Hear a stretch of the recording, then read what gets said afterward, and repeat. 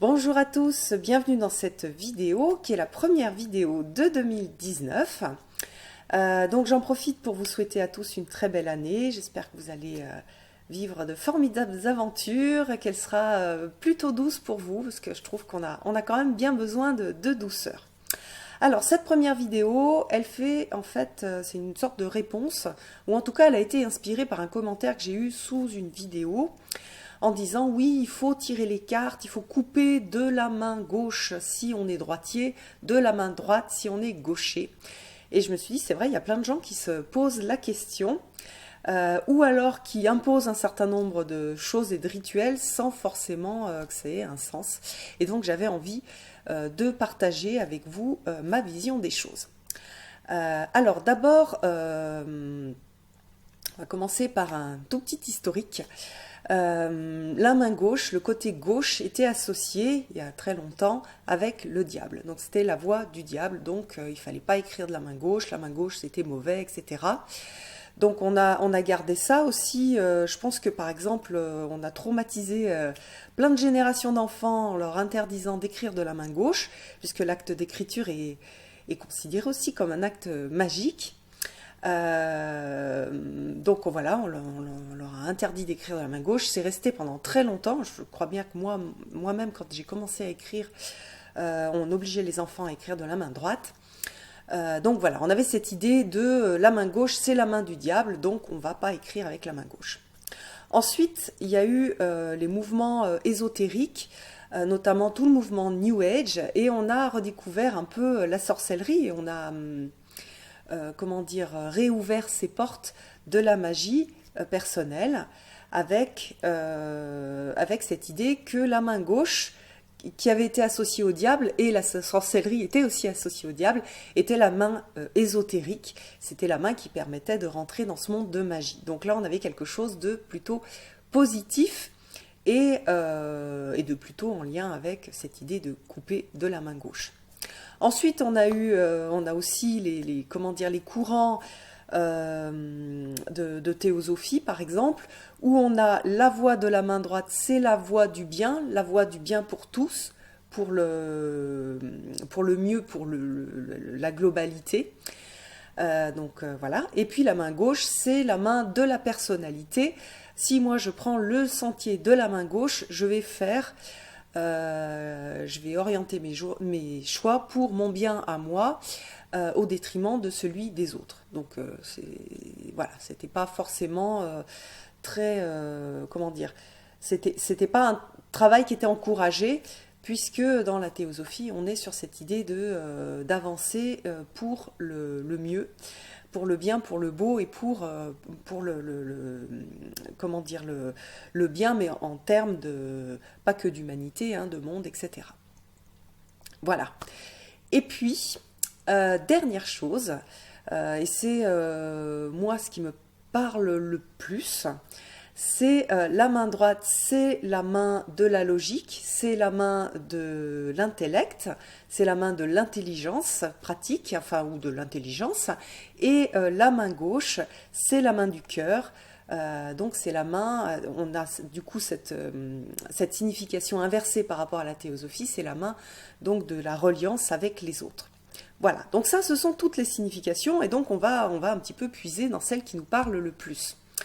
Quand moi j'entends oui, alors il faut faire de la main gauche si on est droitier, et droite si on est gaucher, ça c'est, je pense que c'est un dérivé mystico, quelque chose qui a été brassé, qui a été mis à la sauce d'aujourd'hui parce qu'il y avait aussi des gauchers alors qu'avant tout le monde était droitier. Alors on s'est dit bon bah alors du coup on va inverser. Donc ça, pour moi c'est ce qui a le moins de sens. Voilà. Mais après chacun, c'est un rituel, donc chacun va mettre son intention derrière. Donc, si vous voulez couper de la main droite, parce que ça a une signification pour vous, vous êtes gaucher, vous avez l'habitude de couper de la main droite, c'est ce qui vous fait mettre dans un état de centrage et de connexion justement à la magie. Et donc, ça vous permet de vous concentrer. Faites-le couper de la main droite. Moi, généralement, en fait, quand je coupe, je coupe pas vraiment parce qu'en fait, aussi, oui, c'est ce que je voulais dire. La tradition de couper, c'est souvent on mélange, on coupe et on prend les cartes du dessus. Moi, c'est pas comme ça que je procède. Je mélange, donc je peux couper pour continuer à mélanger. Je peux le faire de la main droite ou de la main gauche. Je mets pas de signification particulière là-dedans. Souvent à la fin je coupe et la plupart du temps je le fais de la main gauche, mais je mets pas forcément, voilà, je réfléchis pas forcément. Et après, par contre, je vais étaler les cartes et la plupart du temps, je vais choisir les cartes avec la main gauche. C'est-à-dire, des fois, je vais ressentir avec les deux mains quelles sont les cartes qui vont m'attirer. Hein, je fais souvent un éventail où je vais laisser passer les cartes et la plupart du temps, je vais sortir la carte avec la main gauche. Pourquoi D'abord parce que moi, quand j'ai commencé, j'ai suivi ce qu'on me disait de faire, sans forcément réfléchir. Et puis, j'aime bien aussi cette idée de choisir avec la main gauche qui est la main du cœur. Et donc, qui est, comment dire, le cœur pour moi aussi, c'est ce qui nous lie tous. Donc, si je fais un tirage pour les autres, très souvent, même 100% du temps, je vais tirer avec la main gauche parce que je mets cette signification, c'est que je suis liée à la personne, ça me permet comment dire, de renforcer ce lien un peu qui est difficile à expliquer, hein, qui fait que je suis connectée à la personne et que je vais pouvoir me concentrer sur elle et voilà, et l'accompagner au mieux avec ses énergies à elle, avec ce qui se passe pour elle. Voilà, donc c'est parce que je suis, voilà, le cœur, c'est ce qui nous permet d'être tous liés les uns aux autres, et donc on va atteindre cet espace un petit peu magique de lien. Donc voilà, donc c'est vrai, moi je vais choisir la carte avec la main gauche, je vais pas forcément couper le tas, main droite, main gauche, la plupart, 60% des cas, je vais le faire parce que c'est une habitude, mais il n'y a pas une vraie signification. Après, comme tous les rituels, c'est à vous de mettre la signification. Et les significations, quand on les, comment dire, qu'on les enregistre d'une certaine façon, c'est très très puissant, puisque l'énergie va suivre la pensée. C'est pour ça que les rituels sont hyper importants, parce qu'ils aident à diriger la pensée. Et donc l'énergie, la magie, parce que la magie c'est de l'énergie, va suivre la pensée. Donc elle va suivre ce que vous vous dites dans le rituel.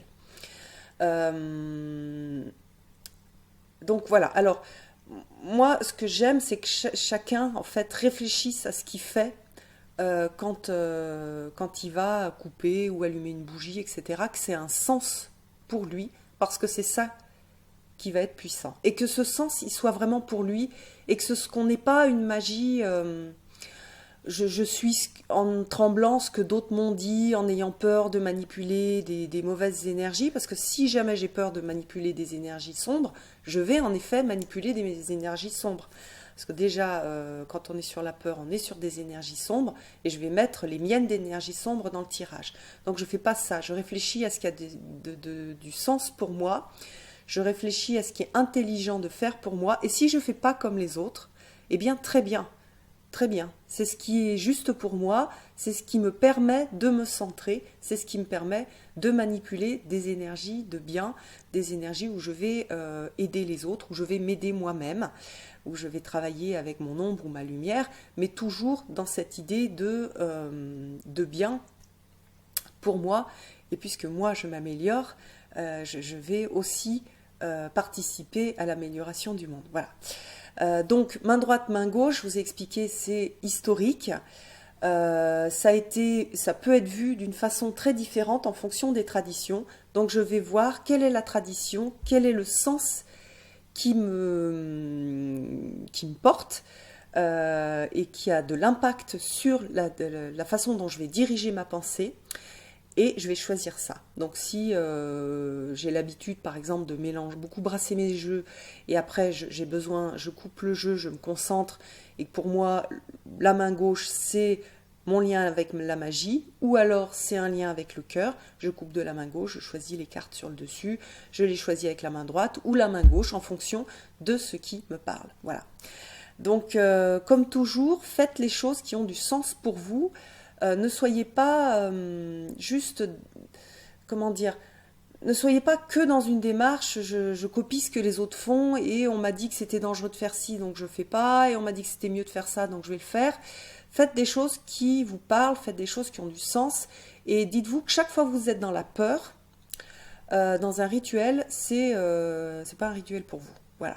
Donc dès qu'on est dans la peur, c'est pas bon. Dès qu'on est dans le centrage sur les énergies de cœur et de reliance, alors oui, c'est bon. Voilà. Donc ça, c'est voilà, ma petite vidéo sur le sujet. N'hésitez pas à commenter dessous, à donner des idées de rituels, de ce que vous faites. Et puis voilà, je vous embrasse tous et à nouveau, belle année 2019 à tout le monde. À bientôt!